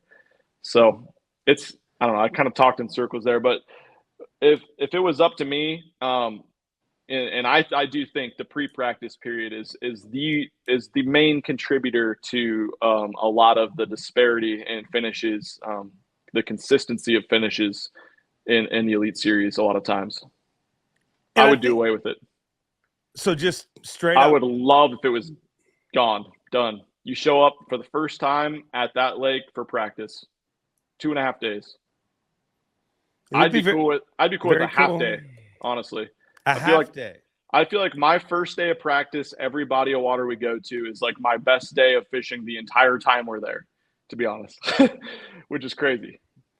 Cox has said that before. I mean, John Cox has said he thinks 1 day of pre-fish is perfect because in his mind, he said, and the way he simplifies things is amazing. But it shows how his mind works. I'm not saying it's a simple mind, but he removes all of the variables. Yeah. But what he says, think about how many times you've been to a body of water and you go out the first day, whether you're shooting a YouTube series, a TV show, whether you're just fun fishing. Sometimes you don't get them the first day. But by day 2, you've gone back to the cabin and you've sat and you thought, and you were like, this is where we got to go. You generally figure them out, within those 24 hours. And it is a much more natural, you don't have I think that's what happens in the opens too. Like if you find something on day 1 of pre-fish, it's almost a curse because there's done. No way it's going to be done. It's going to be a thing by the time tournament starts. But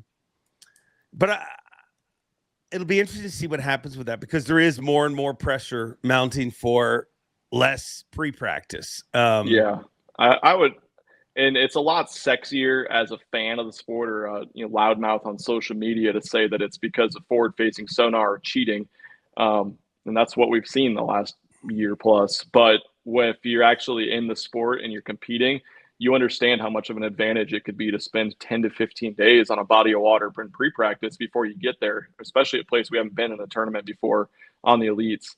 But at the same time, like I told my wife last night, it actually came up with the pre-practice thing. And she's like, don't you like to do that? Or don't you hate going in pre-practice? I'm like, yes, I hate it more than anything because when I'm out, I've pre-practiced for 2 places this year for I was like, I'm going to go for a week. And I end up going for like a day and a half, 2 days and coming home because when I'm there for the hunt. When I'm out looking for things, I want it to have something on the back end really soon of like, okay, well, I found these fish and they're on this pattern and now I can go catch them.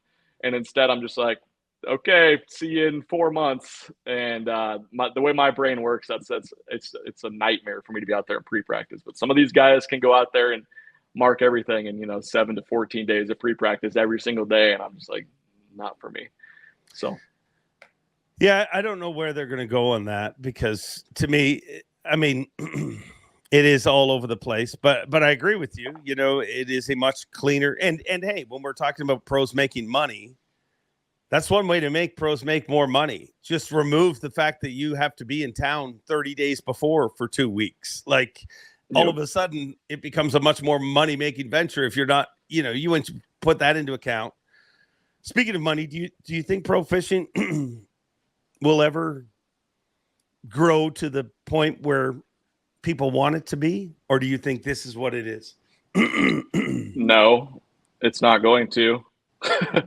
Quite Why? simply.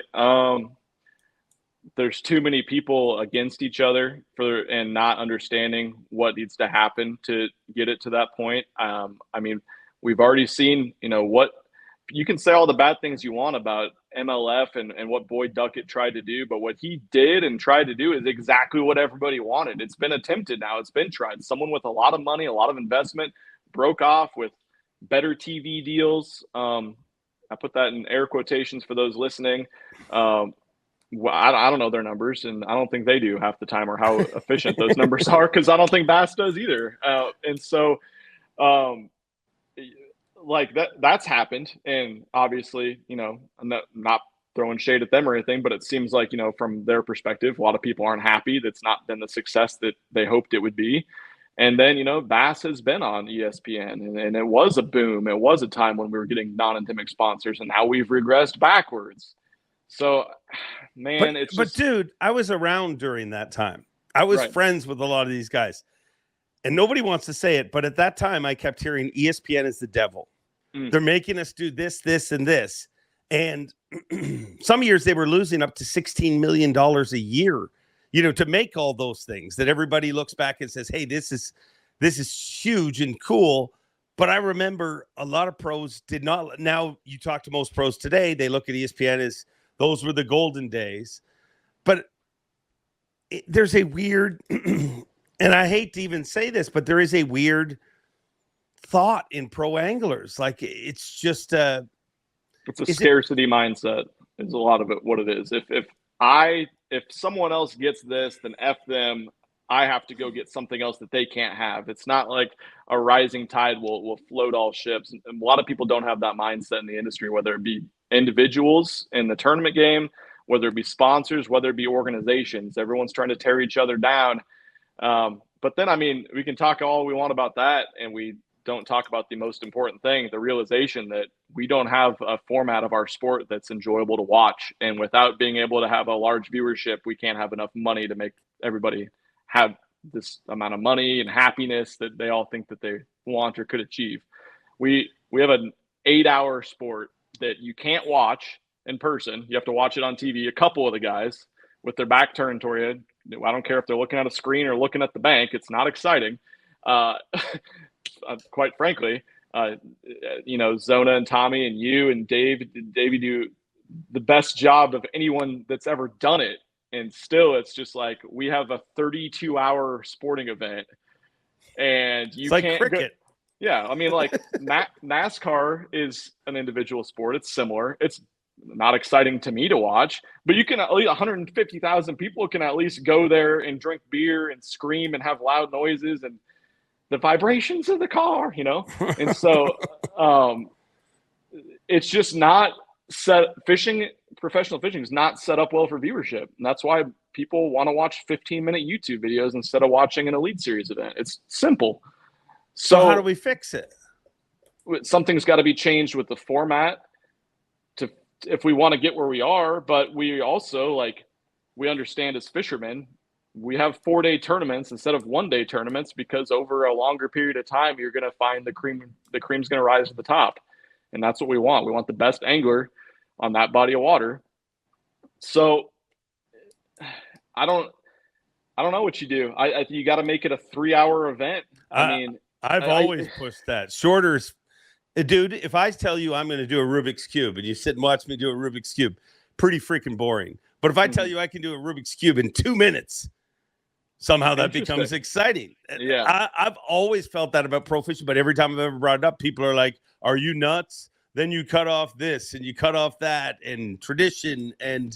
But making things, I mean, literally watching somebody run. I mean, it's the difference between watching somebody run a marathon versus a 100-meter. Yeah. There's a reason the 100-meter is the biggest event in the Olympics, because it's this quick and it's you can't recover. Like in a marathon, you've seen situations where somebody falls and they still recover. In the 100-meter, that never happens. Correct. But nobody is in support of making it shorter, because anytime I've ever brought it up, they get ornery. You think about it, that's literally all we're talking about, is making a tournament 3 hours long. And I mean, we're from a different planet right now discussing that, but it's that simple. Another thing that I would like to do, I would like to have a lot more of a NASCAR-like schedule where we go every single weekend for like 3 months, as opposed to spreading it out and a month in between and 2 weeks in between. Well, I don't understand. I mean, obviously you have to have the infrastructure with the organization to reach out, to plan and get all these locations, these towns and everything. But I think it creates for fans and viewership a lot more of an ongoing story, kind of like a basketball is 82 games, baseball is 160 some games, but at least it's ongoing. And so you can follow, well, who's doing this on this day? How's the season progressing? And it seems like it's such a long, drawn out venture. And I realize, again, that's because we're not trying to figure out who the best sight fisherman is over 3 months. We're trying to figure out who the best angler is across the country and all different types of variables. But if we want it to be where it needs to be, it has to be a lot more like Major League Fishing tried with their selects from the start, making it a shorter program, 3 hours, and go from venue to venue to venue to venue to venue. That's how I think we change it. But well, and you think of some of the stuff that gets eliminated all of a sudden. I mean, forward-facing sonar in general, like in a 3-hour block, those power fishermen can compete a lot quicker. Like if you give somebody 8 hours to chase goblins in the middle of nowhere, just looking for blobs, it's hard to compete. But in 3 hours, all of a sudden power fishing becomes more important, I would imagine. Yeah. I mean, I don't know. It's like I said, it's total blasphemy to bring up a people are going to hate us that's not 8 hours long. But I'm about to go fish a night tournament tonight for 3 hours. I love these weeknight tournaments, and you got to be on them now, and you got to catch them now. And if they're not biting here, you got to move now. It would be a cool format. I mean, you could also break the field up. It wouldn't have to be the whole 100-boat field. You could even do throughout the course of a day. You could do like, quarterfinals, semifinals, finals over an 8-hour period of the day, and do 3 different television programs, and maybe even on 3 different lakes if they're on a river chain or it's a chain of lakes. Like there's so many different opportunities that are just thinking a little more outside the box, a little bit more entertaining than let's line up 100 guys and fish for 32 hours and over the course of 9 months and 9 times and see what the best is. So I'm not running the organization. I don't have to be the one that reaches out to these towns that are trying to sponsor it, that don't want to spend any money. I'm not the one that has to reach out to FS1 and pitch that idea to them. And I'm not the one who has to completely redo the fabric that is professional fishing. But if I was in the organization or really wanted to get to that end goal of taking it to the next level, I think that's the answer, is making it, can't be longer than 4 hours. I mean, you're the only person I'm shocked you agreed with me, because wait till you hear the comments. Nobody is going to agree with this, because that's just always been the pushback. People are like, yeah, you can't change that tradition. But if you want to change, I mean, you can't be the person you want to be while you're still the person you are. You know what I mean? You have to change. Yep. It's the same in everything. You're probably also talking about not having a 100-boat field. You're talking about having a 40 or 50-boat field as well, which is, again, what MLF in theory they tried to do for their end goal of that, or the reason for that is kind of up in the air. But we'll digress on that. Do you think, with that in mind, there's too many pro anglers? Like sometimes with all these arguments that go back and forth and everybody's saying nobody's making money, I go back and I'm like, well, there's a lot. Like when I look at Davey Heights there in pro angling incredibly well, and I know some of the deals that he did, those deals are laughable today. Like if you were to bring that to a partner and say, this is what I want, they would literally laugh you out of the building. But at Davey Heights' time, there was 100 guys. You know what I mean? That were, let's say, 50, even FLW. I mean, because he did good there too. But you looked at, let's say, 50 top level guys at FLW, 50 top level. Well, now we have so many different tours, and I feel like it doesn't matter if MLF cut it to 50, if Bass cut it to 50. There'll be another 3 tours that would open. Correct. Yep. Is there too many pro anglers? No, I mean, I think that and the crazy thing is, like, we're talking about how do we make more money, but we're talking about, like, there's so many guys that are willing to spend $150,000 a year. Where, like, it's crazy that we don't have the money. Like, people that watch NASCAR don't buy $80,000 boats. Like, in golf, like, golf's expensive, but you would never think that they paid $100,000 in their course fees or whatever they have to pay for the year in their clubs. Like, in fishermen, it's just like, well, yeah, I got to have the next thing. I got to have the nicest boat. I got to do this. I got to travel. I got to spend $300 a day in boat gas. Like, I don't like the money from fishing. It's like the money in fishing goes out of the industry, and everyone else, like, keeps their money within their own sport and their own industry, and it kind of just circulates. But our money just, like, leaves, it seems like, for some reason. So it comes, I mean, yeah, there's too many, but at the same time, like, then what do you do with the, 10,000 college anglers that want to be pro fishermen every year? I don't know, man. There's too many, but I mean, you look at other sports, there's way more professionals in, the other sports than there is in pro fishing.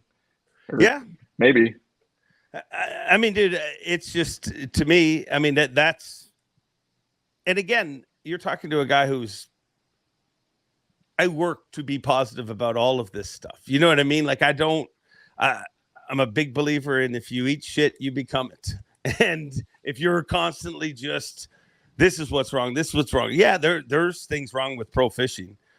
But hey, once a year we fill a freaking arena of people waiting to hold up. I mean, there's people so passionate about it. You look out in the crowd and you see people crying. Like, there's a lot to celebrate too. Absolutely. Yep. And I mean, that's where you want to be. Like, it's not going to get huge, and people aren't going to start making a lot of money, and it's not going to get to where we all envision it could be if we keep the same format with the same group of guys that we've always had. And is there too many pro fishermen? There is, if you keep the same amount of sponsorship dollars and the same amount of money that's in the sport. And then that goes back to, we need more non-endemic money, and you get more non-endemic money by having higher viewership and marketing placement. Well, you can't just, Bass can't just put out more ads online to get more eyeballs on it to make the sport bigger. That's not how it works. We have to have better television deals. To have better television deals, we have to have a better sport it's more watchable. And then we come back to the format issues. So, yep, if we don't change the format, no, it's not ever going to be crazy. And changing the format is not removing forward-facing sonar or, fishing out of rowboats. That's not the format I'm talking about. I think the biggest thing you said a little while ago, you said we need to stop tearing each other down. That is the truth, too. Because the MLF Bass thing gets equated a lot to PGA Live. And I'm going to tell you there's two big differences. And nobody in pro fishing leaving a tournament in a jet. And I get it. Somebody sent me a thing. Well, there's only 30 million golfers and there's 60 million anglers. The difference is the 30 million golfers are a lot. There's also 30 million that watch it that hardly golf, that watch it. It's just they've got a watchable product. But the difference between Live and PGA is not once during that argument have I heard somebody say, well, those guys over there are doing it totally wrong. Those guys they're using live wells and they're bad news. And you know what I mean? That's it's the biggest thing that upsets me about the split. Like, the equivalent of, like, you just don't tear down the sport. The sport's more valuable than any of us. You know what I mean? We're all freaking temporary. 10 years ago, you were not part of this sport. You're a big part of this sport today. Down the road, neither of us are going to be part of this sport. Nope. And there's going to be somebody else who is a lot younger that is that part. We're all temporary, but what stands is the sport. So with all these problems, why the hell would you decide to, what's going through my mind is like, So we've talked about how tough things can be. What's wrong with you? Why did you drive to do this so much? Like, well, like I said, man, I've always loved tournament fishing, and I'm super competitive, so might as well do it at the top level, right? But I mean, honestly, if you want to get into pro fishing on the Elite Series, the MLF, whatever, then you better understand, like, it's not for the money, and it's not even like, oh, I'm not doing it for the money, but I can still make a good living. No, it's not that. It's like, you literally better have another source of income. Like, you better just know you need another job, career set in stone, whether that be the videography side of it, the YouTube side of it, or whether it be, mowing lawns in the off season. But you better understand that this is, it's a sport. It's the highest level, but it's during the season. It's more of just like, in season hobby, and you better have a damn job where you're making some actual money outside of it. And I think that comparing it to other sports is just stupid. I mean, dude, if I looked at my job and I was like, man, if I had my job in the NFL, you know how much more money I'd make? Yeah, lots more. But I do love the NFL. I'm a little sick with that. But I don't love it the way I love fishing. It doesn't give me the feeling that fishing gives me. You know what I mean? Like that's what I think is different. Like you can't change what you love. I think that's why the Classic's what it is, because I think all of a sudden this group of people that were into something that was really just a small thing in their local area for the most part, even if you're from Alabama. I mean, it's not football. It's not. But then you go to this event where it's like everybody gets it, just like me. You know what I mean? Like, it's a group of outcasts that come together and realize that they have a home. Exactly. Weirdly enough. Beautiful thing. Is it? I think so. It is while you're there, and then you just complain about it the whole off season. So it's fun. Why do you think there's so much complaining? Is it just chasing social media clicks? Because I feel like all of these topics we talked about, it doesn't matter what Bass decides. It doesn't matter what MLF decides. It doesn't matter, because there's no right decision to ever be made anymore. I mean, like you said, it started, the rookie's problem was forward-facing sonar. Then it was, well, they're getting information. Then it was, well, they're getting too much pre-practice. Like, I just feel no matter what way you rule on any of those, you're going to have somebody making a podcast that says that it sucks. Yep. It's society these days. It's social media clicks. And then it's also this Twitter mentality or Facebook mentality where someone will say the most outlandish thing because there's no repercussion of it. You're not going to get punched in the face for saying something as Timmy Boy 685 on a YouTube comment.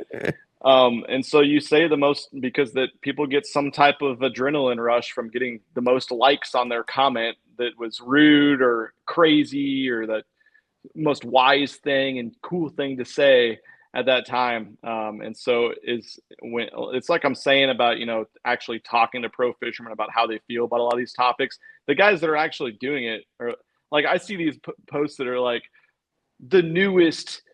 my take on the newest controversy in professional fishing. And I'm like, I don't even know what they're talking about. Like I'm in it. And that's all I think about besides, like family and business and stuff, but I'm in it and I don't even know what they're talking about. Like the guys that are actually in it, like it's not at all what it's portrayed to be by the people trying to get clicks outside of it. So it's just like everything else, man. We're in a society that is click driven, and everyone can be an expert these days with social media and with the internet. And a lot of the ugly gets shown. And when it comes down to it, with the 100 people that are actually in it, that are fishing, and the few people that are actually working for bass and part of it, those types of issues aren't necessarily there that the media would probably like you to know or like you to think.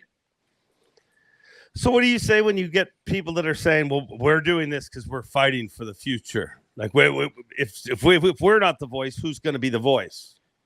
The voice of what? It's a good answer. I just think we live in a world where everything's fact. You know what I mean? If you say it, it's fact. Like, I mean, like I said, I think tournaments would be more fun if they were shorter. It's not a fact. It's my belief. No, it's not. It's, of course. And there's going to be a lot of people who have a different belief. But let's go on another direction here before I let you go. Deal. What's the coolest thing about being on the Elite Series? Coolest moment where this season where you were like, holy shit, this is my life. It was probably when I was the very first day when I was on live on the camera, just catching fish next to Patrick Walters and some of these guys I've fished I've looked up to for so long. I think just being out there, and then it's not a single moment, but both of the crowds at the Texas tournaments just losing their minds every day when we'd come in with our fish. Just, stacks of people in line for 200 yards to wish you luck or give you a high five or whatever, or get an autograph. It was incredible. That's been the coolest thing for me.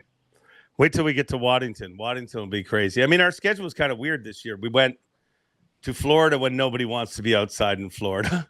We went to Alabama when nobody wants to be outside in Alabama. But I think you'll be pretty impressed with Waddington and these northern events. What's the goal for the rest of the season? I would assume seal the deal on the Classic. No, win the last two. Damn, you should. Man, I shouldn't have a chance to since I have no experience, but I'm gonna freaking give her hell. I have a really good feeling about both of them. Honestly, didn't pre-practice or anything, and we fished the river last year in the Open, but that's probably not going to be a whole lot in play because we couldn't go to the lake. But I feel really good about them. If I don't make the Classic, then honestly, I know when it rolls around next year in Texas, I will have some FOMO and be a little bit upset that I didn't make it. But honestly, I do not care about that. I'm trying to just get the best finish I can in both the last two. So I might as well just be first in both of them, right? Easy enough. Yeah. Yeah, it would help the podcast, really. We got on this pattern where people win after they're on here. So if you go ahead and win, Joey says he's going to win one of them. So we'll see how it all shakes out. But I mean, if you guys battle it out, I think it would help the podcast. And God knows we need help.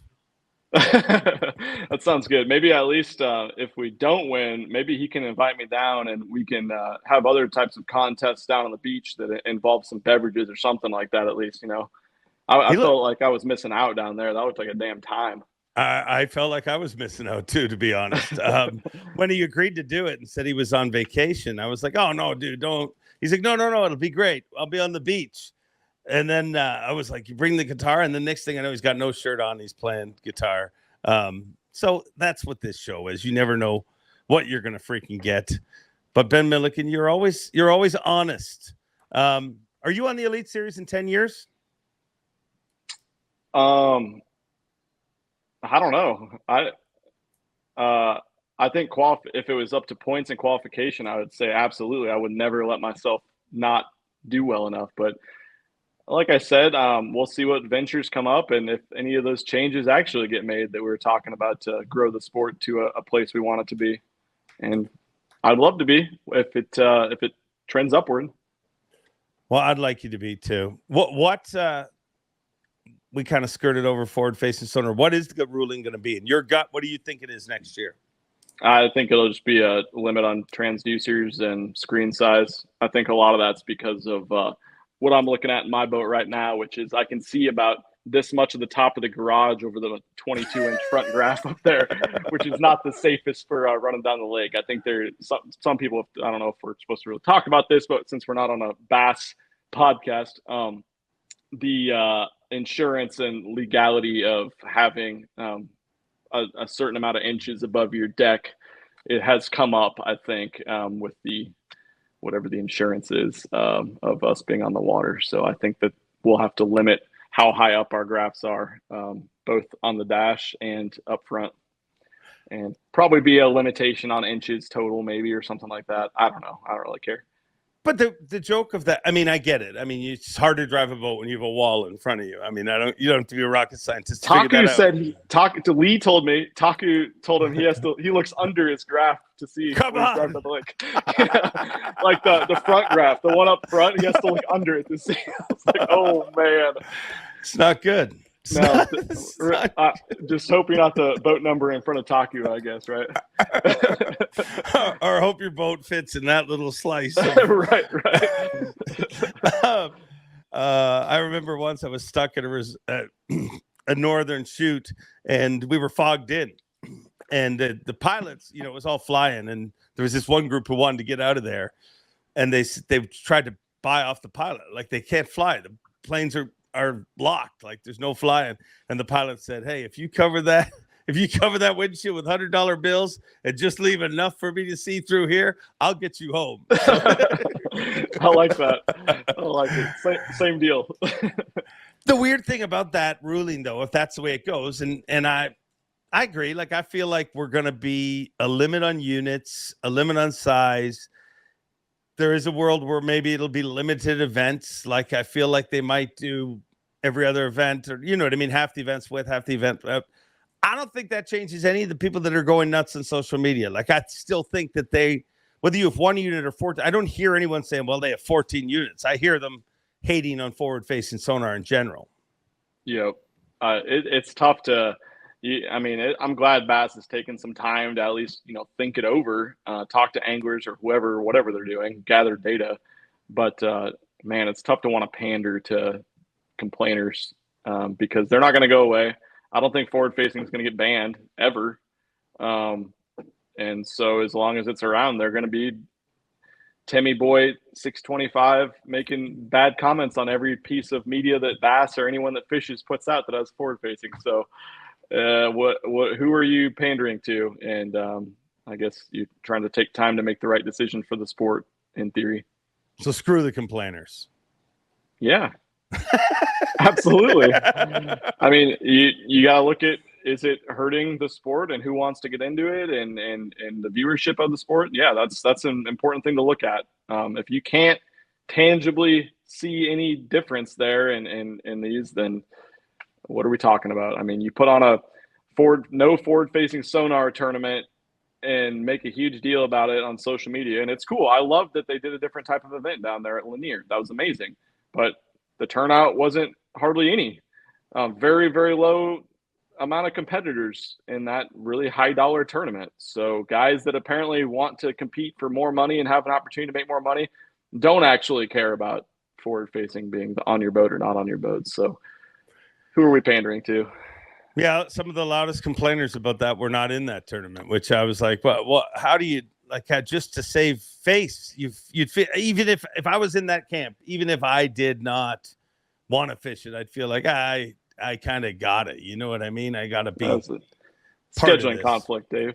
Scheduling conflicts. Yeah, those happen. Yep.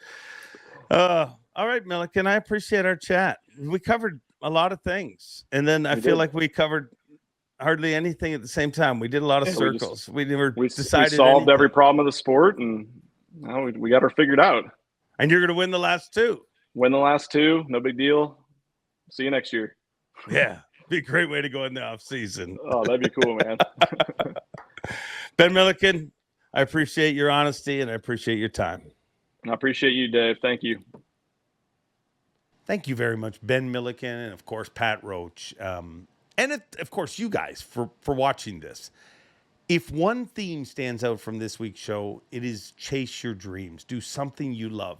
You have two different people that came from two totally different worlds, but literally are where they are because they just started making content. They just started making stuff that they loved, that they thought was funny, and it became what it is. Chase your dreams. Life is too short not to.